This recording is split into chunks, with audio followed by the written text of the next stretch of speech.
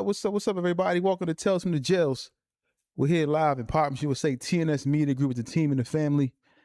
You know, we here, Partners USA, the studio. What's up, everybody? How everybody doing out there? What's going on out here in the world, man? It's Friday. You know what they say about Fridays. You get locked up on Friday, you won't get out till Monday or Tuesday. Your whole weekend is going to be ruined. You're going to be at the district screaming turnkey all night, making you a cheese sandwich pillow. Gonna get one of them iced teas back there. You're not gonna know what time it is. There's no sunlight coming in back there. You know, you just sitting in the back. Your days, you be blending. You be locked up with dirty white boys and Ricans. Locked down for the weekend. Yeah. You better not go to jail today or tomorrow. And you sit up there and you're like, man, was it really worth it? And then you gotta go to court after that. Gotta take off work. You gotta, if you're not working, you gotta get up in the morning, go down to court just for them to give you a subpoena, tell you to come back the next day. You know, you go down there, it's crowded, you gotta get searched and checked and go through all that CJC stuff or whatever district, whatever county you at, whatever state you at. You gotta go through all this receiving. You know, it's just terrible, man. Shout out to D-Thing 215. That might be a not on duty, but you my guy though. You know, Corey Woods, John Smith, you know, Ski-B7U, you know what I mean? What's up, everybody? How everybody doing, man? Out there, man. So, Mr. Jackson, man, we probably got a special guest today, man, that's gonna be coming on to speak to y'all on this podcast on this Friday, man. Yeah, a very special guest for that's ready to tap in with y'all, man. Somebody that's in the penal system currently doing time. And I ain't gonna rush it, you know, Bricks, a lot of y'all that probably know him. You didn't rush it. They gonna know who he is, but he gonna tell his story. You supposed to even do that. He supposed to say we got a guest for him and he come on. Man, they gonna appreciate me for me. You know, I ain't riding on none of that you riding on. It's Friday. We bringing something to y'all special Friday, man. We bringing, you know, a guest, man, that's, you know, is currently incarcerated, man, doing time, man. And we're gonna let him explain his part on it and what he learned from it, or when he's coming home. All that is up to the, you know. And can they call in? Because we only got 40 minutes with him. Yeah, I don't know if they can call in, if they can hear him. Or if he can hear them. They won't hear him, can they? Yeah, you're not gonna hear the guest, but we'll be able to actually, you know, talk to him and they can give their feedback afterwards.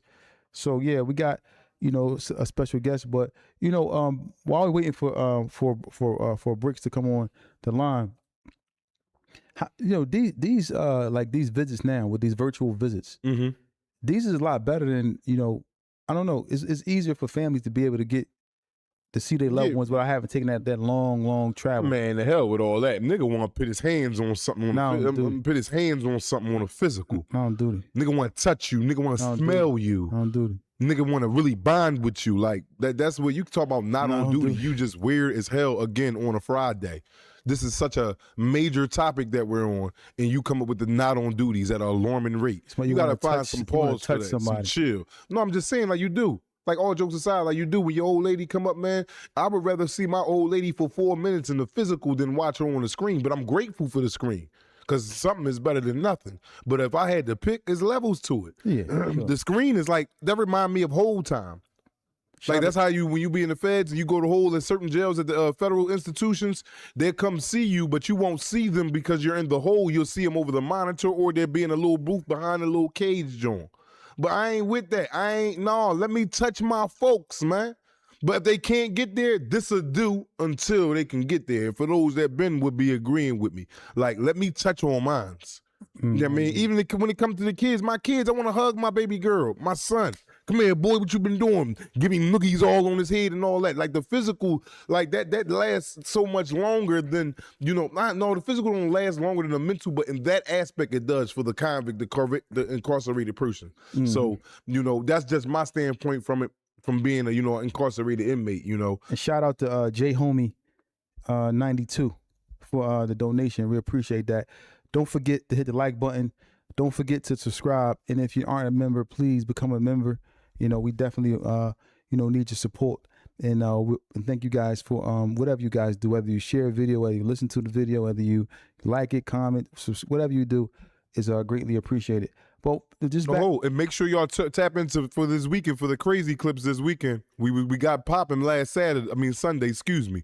But we back on for the weekends, man. Saturday and Sunday, crazy clips, tales from the jails, man. Make all the members, subscribers, everybody tapped in, man. We bringing this new addition to y'all at an alarming rate. We already started it, but we right back super hard right now. So tap in for this weekend, 7-day action, nonstop, boots on land. Here we go. Yeah, shout out to John Michael. Shout out to John Smith. Shout out to in the Villa, sir. Hopefully I'm saying that right. Ray Peso 456. Everybody that's in the chat that just got in, man. But we about to get to this video, man. Right now, about to get into this the Zoom call. We're just waiting for recording in everything progress. to go into effect right now. Who was that? That's his wife. It's Brick's wife. Yeah. Hey, how you doing? How you doing? Can you see us? Yeah, I can see y'all. All right, so I guess he coming in at what, 6:30? While he coming in. He should have popped on already. Normally he come in at like 6:27, so I'm not sure. Okay. What's going on? How you doing today? Popping in a second. I'm good. Okay. Well, the interview is gonna be real. It's not gonna be nothing crazy. It's gonna be real easy for him. Hopefully he'll be able to get the interview, because sometimes we saw one time they had shut the interview down. No, but he said it's cool because he got some stuff going on. Whenever he do his FaceTime, he got some things that he already got going on. So he said that's cool. They let him go ahead and rock. I talked to him earlier. Okay. His wife called me earlier. That was me. Assalamu alaikum. That called earlier. Thanks for the call and the keeping in contact, the communication open. Thank you. And she was letting me know about that, because I had said that to her, like, yo, but she was letting me know about that. So yeah, it should be a go and everything be good on that part though. So ain't no cutting off like they did the last joint. He there on there? Yeah, my fault, man. You know these people was giving me a hard time, man. Why we can't see you? What's going on here? No, they got this little joint up here. It's about to go off now. What's up? Y'all can see me? All right, there we go. There we go. What's up, Bricks, man? What's up with you, boy? What's up? Assalamu alaikum. Wa alaikum assalam. Talk about cat too, man. Yo, man, I'm glad. Nice. Yeah, appreciate that, man.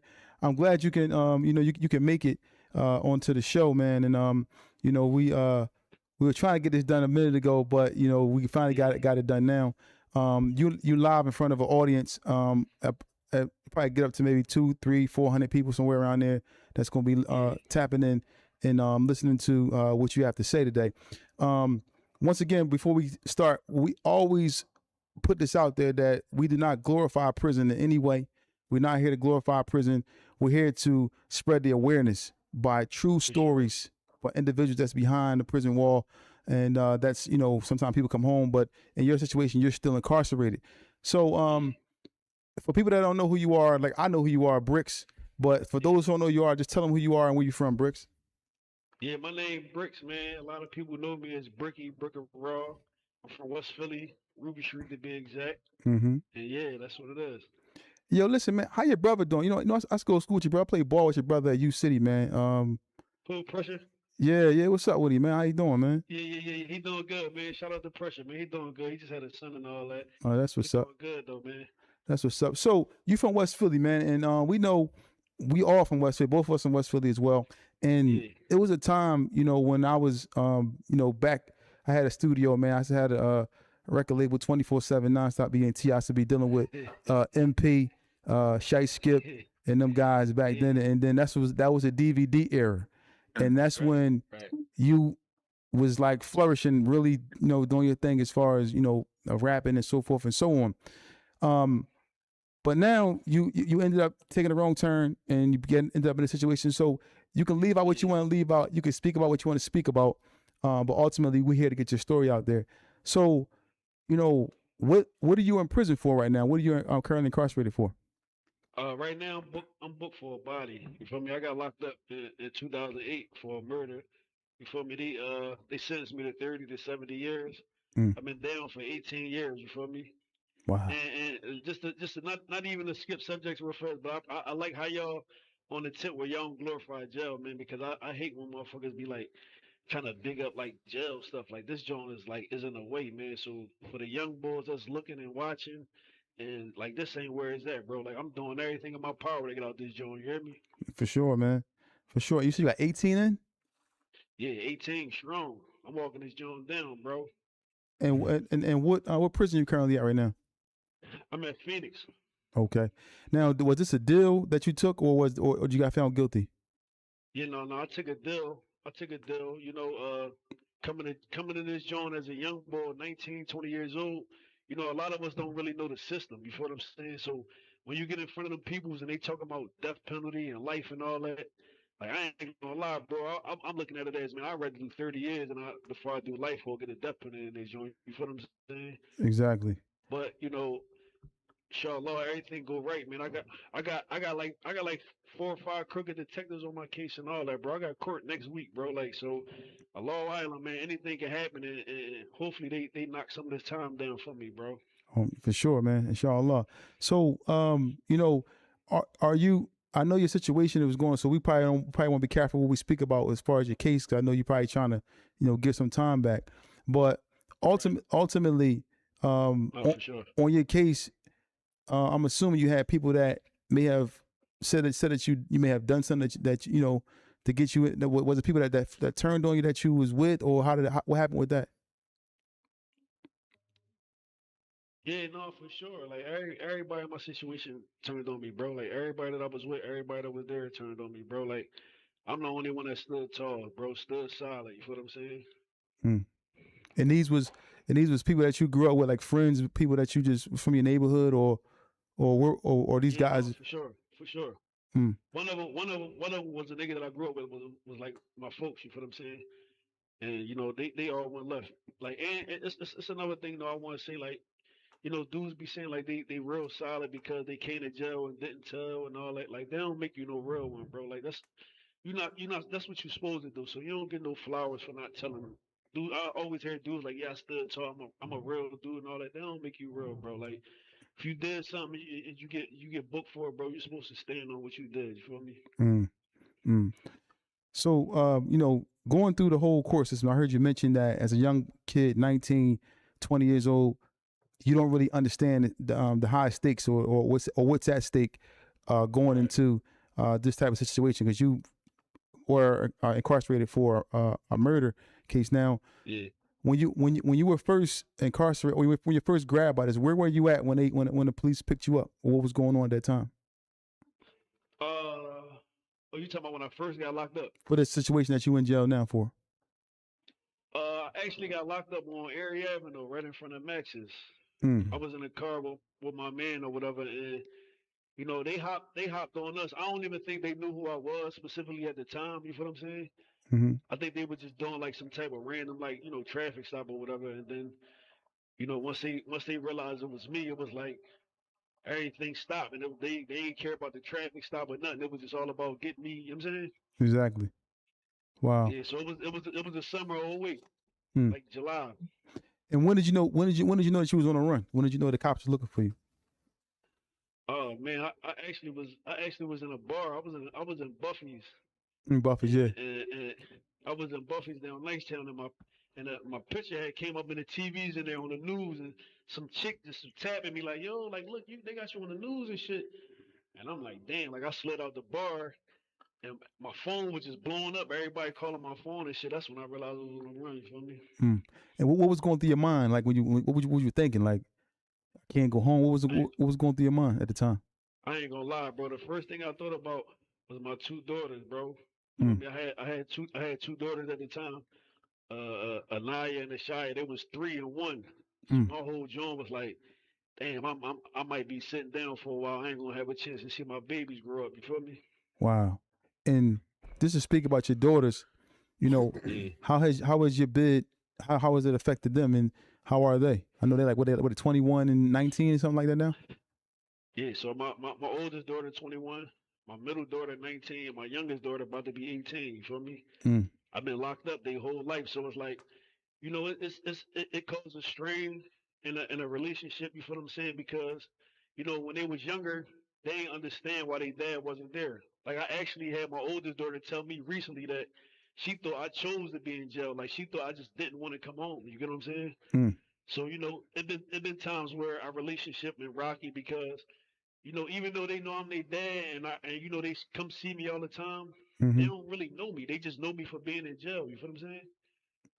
Wow. But I stand on like being a dad and doing what I can do for them, but it should just be hard, bro. Like trying to build a relationship with anybody from in this joint. But I do my best. You feel what I'm saying? And everything good with us. Like that's my world. They my hearts. Mm. So you go to you didn't go to trial. You took a deal, right? Or did you go to trial? Right. Okay, you took Took a a deal. deal. I took a deal. All right. So when you were taking that deal, did you really understand the parameters, or did you understand what you were signing up for at the time? I mean, so here's the thing with that, right?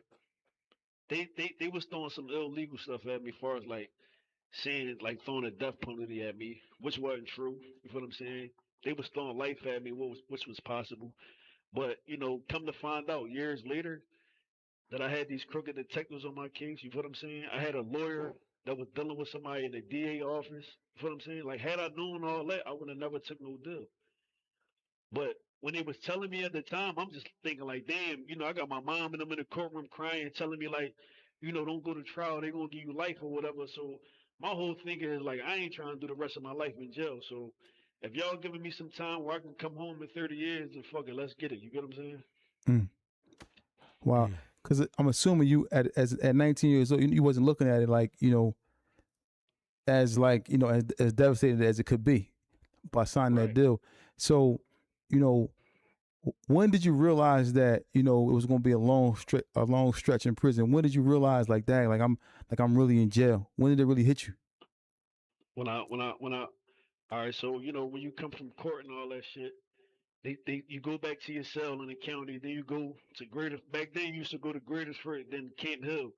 Once I got up my first jail up Huntington, mind you, that's one of the oldest penitentiaries in the state in Pennsylvania. You feel what I'm saying? Mm-hmm. That's like a lifer's jail. So when I got up that joint and I'm sitting around and I'm seeing these old heads and they telling me like, damn, look, bro, I've been down for 40 years.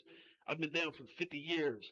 And I'm like, I couldn't even like fathom that shit at the time. Like, bro, like you've been in here for 50 years, bro. And they like, yeah, like once they say life, like they made life, bro. Like unless you get back on the appeal, but it's everybody was around me had 30 years and 20 years and 40 something years, and I'm like, damn, like I'm about to be one of these old heads. Like you feel what I'm saying? Mm. So that's when that shit hit me. Once I really went upstate around them boys, like you feel me? Let me ask you a question. Did you cry when was it something that made you just go to your cell or go somewhere and just shed some tears because of the devastation behind that? All right, so honestly, bro, I really ain't cried about my time for probably like 2 to 3 years, bro. I'm gonna say like 2.5 years upstate. My daughter had came to see me, you feel me? And at the time she was probably like I'm gonna say like 8 or 9 or some shit like that. She came to see me, and just the shit that she was telling me, and it was just hitting me. I'm like, damn, like I ain't gonna be there to see like a lot of my daughter first milestones and shit like that. You feel what I'm saying? Mm. And then I'm looking at my mom and my mom getting older. You feel me? I see it in her face that she getting older, and I'm thinking like, damn, like I'm ready about to miss a whole lot. And like after that visit, when I went back to the cell, that shit was just like uncontrollable. Like I just was crying. I couldn't even like hold it. Like you feel what I'm saying? Mm. Wow. What was the biggest adjustment you had to make? Being incarcerated, because no, a lot of times people just think that they gonna go to jail. Well, once they get sentenced to go to jail, it's like I'm just gelling. What was the Right. biggest adjustment for you? Just being incarcerated. What was the biggest thing that you had to realize you had to change, or something of that nature? I mean the biggest adjustment I think I had to make early on. I was too dependent on like everybody. Like you feel what I'm saying? Mm. I was too like knowing what I did for certain people in the streets. I was looking at it as man like I did this for certain people, so I know it ain't gonna be nothing for them to look out for me. You get what I'm saying? Mm. Once I realized that ain't nobody put me here but me, and like motherfuckers got their own life out there and bills and kids and all that, and I don't want to be another bill to nobody. You get what I'm saying? Mm. Mm-hmm. I don't want nobody to see me calling and be like, damn, bro, just want some bread or bro, Mm-hmm. do this. Like, no. Talk about So it. my biggest adjustment was at the end of the day, bro, like I am who I am. I'm a man, whether I'm in the streets or in jail. I ain't gonna be calling nobody asking for nothing. You get what I'm saying? Yeah. So that was a big adjustment for me. Like I gotta figure out how I can make some cash in here so I could do for myself first and foremost, my kids and my wife. You get what I'm saying? Mm. That's a big adjustment, bro, because you gotta figure it out, bro, some type of way. Ain't nobody gonna just be willing to give you their money that they work hard for every week or every 2 weeks. No, that's not a job. You actually become a bill in the long run. No, for sure. For Hey, sure, what's up bro. with you, Bricks, man? It's Black, man. I heard a lot about you, Yeah. man. You got What's up, bro? 18 years in, man. You coming up on the time that I did, man. And I don't say that boasting or nothing like that.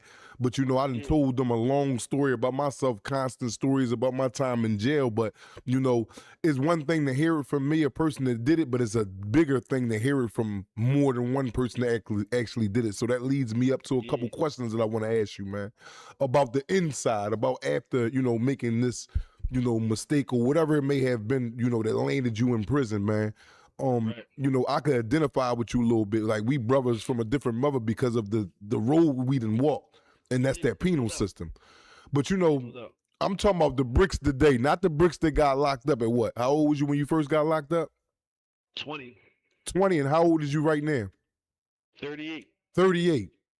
You Yep. got locked up at, and I asked that question because I want the audience to see the magnification of this, you know, that we're talking about, like see everything enlarged.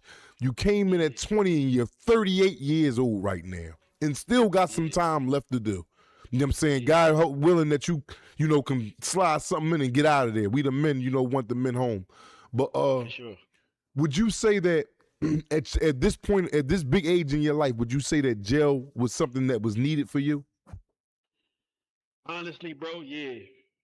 And that's not like, coming from like no ill place, but the shit I was doing out there, bro, and not even talking like I was this macho bull, No, whatever. we But grown. We talking on some grown yeah, shit. yeah, yeah, no doubt. I had homies that I grew up with, bro, that died at 16 and 17, Mm, mm, 18. You get what I'm saying? mm-hmm, When I was on the streets and I was rapping and all that, I never seen myself being 38, bro, when I was home.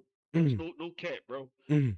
Like, you feel what I'm saying? Because the shit that I was doing, shit that my homies was doing, you feel what I'm saying? I always felt like I would have been dead out that joint if I was staying out that joint, bro. So I feel like Allah put me in a place where as though I can humble myself, check myself, and still be here for my mom and my wife and my kids. You get what I'm saying? Mm-hmm. Let me ask you a question, man. This is a question, man, and you know you could choose to answer it or leave it alone, man. But during this course of time that you did, have you taken Yeah, accountability as a man? for sure. 100%. Have you sat in your cell and just, you know, and this just speaking to the people that's just watching it that know you. Have you, do you feel as though you changed, you know, because sometimes jail can make it harsh for a nigga. Because I know me, I went to jail a long time. I still ain't, I had to go back and do 18 months just now, and I just did 21 years. So that means I ain't learned a motherfucking thing if I'm taking my ass back in there for 18 months. But Yeah. the question I'm having you, like, do you think back to times and be like, damn, man, I could have did shit. I see shit differently now. Yeah, for sure, 100%, bro, 100%, bro. Because at the end of the day, bro, like you said, we grown now. Like, you feel what I'm saying? So it's like motherfuckers got families. Like now, I find myself thinking about my daughters. Like, you feel what I'm saying? And it's Mm-hmm. like, damn, like motherfuckers I was doing shit too. They had daughters and kids and shit. Like, Mm-hmm. I wonder how they kids and shit feel. So it's like that shit hit a little different now that we older, bro, and motherfuckers looking up to us and shit like that. You know what I'm saying? Like it's young boys in these Jones. I was just about to get to that with you. Like, damn. That's what I'm saying to you, bro. It's young boys in this joint. These young boys that's on the news and all that, bro. Them young boys is coming in here. Yeah. You feel what I'm saying? And I just How they is when you seen them? They don't even know yet. no, listen what I'm saying. I had a young boy just come to me the other day, bro. With Lord, he like, yo, you the boy Bricks, bro. Like I heard a lot about you. Like he was glorifying like certain shit, and I'm like, damn, young boy, that's not a John. Like you feel what I'm saying? Like this, all that shit that you talking about, this where that shit got me. Like you feel what I'm saying? And you in here with me with a fresh 30 years. Like you me 18 years ago. Like you feel what I'm saying? Like that's not a John, bro. Like I'm telling that little nigga to stay on your case right now. Don't wait for 5 years to try to like get some time back. Try to start doing that shit now. Like you feel what I'm saying? Mm-hmm. Mm. Mm-hmm. Hey, Bricks, how What's up, often, bro? man? How often do you see a lot of these young boys coming in there like on a regular? How often is it they come in there and they have no knowledge and they got crazy numbers? How often do you see that? Oh man, that's every day, man. I'm gonna tell you some of the realest shit one of these old heads in here told me, bro. Phoenix, they built Phoenix uh in about 2019 or some shit like that. Mm-hmm. This one of the newest jails in Pennsylvania, right? They ain't built these jails for niggas like me, bro. They built these jails for our sons and shit, bro. Mm. They built Phoenix. They built Phoenix for our sons and shit, and our That's daughters heavy and shit, right bro. They there. ain't building for niggas like me. We been in here. All the old heads been in jail. They been had room for us. They making room for the young boys, bro. That's why they building these new jails, bro. Mm. But these young boys is coming in here every day, bro. I'm talking about younger and younger, 17, 18. That shit is And bad. how much you seen the actual youngest get 17 and 18? How much time? Man, these young boys is coming in here with life, bro. These young boys is coming in here with life, bro. So this ain't no myth. This is something that's true that you seeing. Yeah, yeah, no, for sure. Like these young boys is on my block. Like you feel what I'm saying? They on my block. They coming in this joint with life. 20 years. I mean, the lease is 20 years. You get what I'm saying? Mm-hmm. And they haven't even realized the how And they detrimental it still is. no, for sure, because they still got that mentality of like it's on. Like I did it for my block, or I ran into one of my ops, and it's on. Like if I see one of them that did tomorrow, like it's on. That's their mentality. Like you feel what I'm saying? And me, I don't be wanting to be the older nigga now that's preaching to them because I Mm-hmm. know how I was when I first Mm-hmm. came through. When the old heads was trying to talk to me, I'm like, man, the fuck, I ain't trying that shit. Like you get what I'm saying? Mm-hmm. So I try to come to them from a different perspective instead of just preaching and just letting them like really see the shit and asking them like, what's their plan and what's your goals? Like, is your goal is to stay away from your daughter for 20 more years? Like, you know what I'm saying? And when you start talking like that, you can see their wheels turning in their head. Like, damn, my daughter gonna be 26 when I come home. Like, you get what I'm saying? So I try to strike a nerve at them that type of way instead of just like, yo, you know, going harsh on them and shit like that. But this shit bad, bro. And you said you at Phoenix, right? Yeah, I'm at Phoenix. Yeah. How long you been out in Phoenix for? I just got down. I've been down here for like almost 2 years. Mm. I got my guy there. My guy Lamar Oglesby is in there, man. He probably, I don't know if you know him. He up there. But yeah, man, Yeah, no, that's my man. You talking about Lee? That's Lee, my yeah, it's my man. Yup, Lee, yup. Yup. Yeah, yeah, it's my guy, man. Tell him I asked about it. I just was walking down here with him. Yeah, it's my guy, man. That's my bro. That's my Yeah, brother. Like, you know what I mean? yeah, no doubt, no doubt. So, Bricks, we sit here, we talk to you, man, and I just want to ask you a question, man, because a lot of times you made a statement. You said people always say my block, my block, my block. Well, I did it for my block. Doing it for your block and being in a situation where you had people that you grew up with that actually told or did something that it wasn't supposed to do on your case. Right. Have you ever ran into any of these guys that that did the unthinkable against you? No, for sure. For sure. I ran into him early on in my bed and like, without saying too much, you already know. You feel what I'm saying? Mm. But it's like a lot of people, stick up for their block and I get it, because I was there, you feel what I'm saying? And it's not to say like niggas, everybody from your block don't deserve to be like, bigged up or whatever, because there's some solid dudes from my block. You feel what I'm saying? Some solid dudes from around my way. But for the most part, bro, when you come in these joints, if dudes ain't got genuine love for you, all that shit go out the door, bro. Mm. Like seriously, like all that your homies, your block, that shit go out the door, bro. Like I'm talking about my man Pook Papers, bro. This probably the only real homie I got. Mm. Like besides that's not from my block. You get what I'm saying? Mm. Now my man Bug, my brother Pressure and all that, they been holding me down. You feel what I'm saying? But certain niggas that I grew up with, I ain't heard from them niggas in 18 years, bro. That leads me to my Like, next question.